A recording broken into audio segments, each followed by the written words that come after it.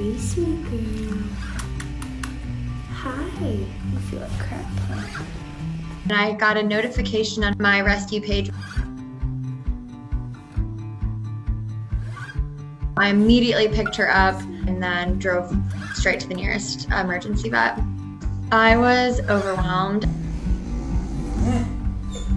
At first, she laid in her crate with the door open and just kind of, I think, processed everything. But I was like, this dog is really tough. We went home that same night. First few days, she was quiet. Okay. Hey, sweet girl. You ready? Look, this is a bone. Okay.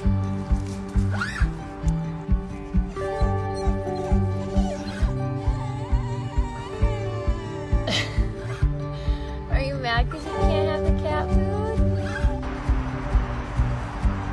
Sorry.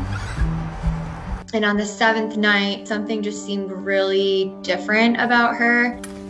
Hey, sweet girl. There's that tail wag. You gonna come out?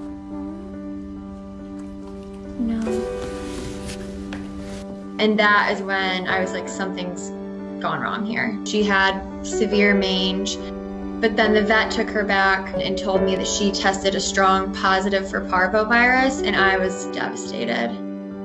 So they took her in that night immediately for hospitalization, and I couldn't wrap my head around it. On day 2, the vet had said, I just want to let you know that she may be one of the ones that can't make it out of this because her body has so much to fight. So it was 5 days, I believe, after she was first admitted for the parvovirus that the vet said she started eating a little bit on her own. So they said, we're cautiously optimistic.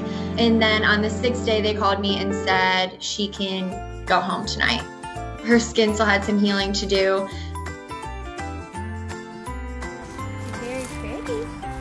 And I was really, really nervous because I love Delilah. I was very attached to her, and I felt like we had just overcome this huge battle together. I was like, who's ever gonna be good enough for her? A friend of a friend had reached out to me and said, Melissa wants to apply. The first time I went over to Melissa's house, I brought Delilah with me.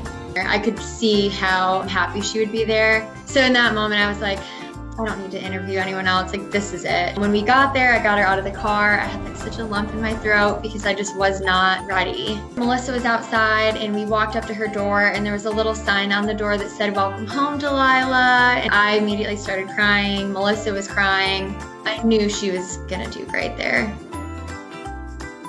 I see the little hiney wagon.